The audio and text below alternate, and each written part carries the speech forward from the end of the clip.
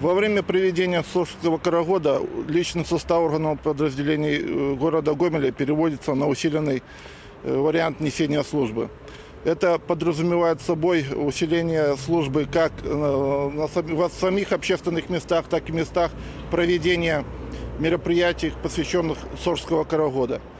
17 числа во время празднования Дня города определяются места для гуляний. Это площадки центральные города Гомеля и площадки районов города Гомеля, где будут осуществляться режимные мероприятия.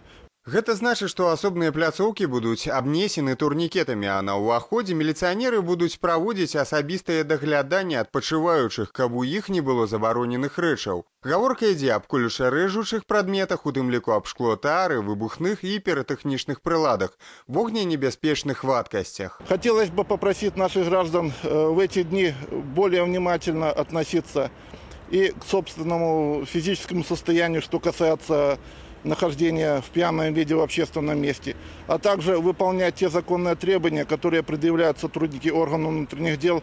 Дарэчы, якіх-небудзь паслабленняў да нецвярозых падчас свята не будзе, але шанс трапіць дадому без наведвання выцвярэзніка маецца. Если граждане будут самостоятельно готовы покинуть территорию проведения массового мероприятия без сопровождения сотрудников органов внутренних дел, сопровождения своих близких либо знакомых, эта возможность им будет предоставлена. Зразумела, ўжываць падчас святаў піва ды іншыя слабаалкагольныя напоі ў грамадскіх месцах, уліцах ды скверах таксама забаронена.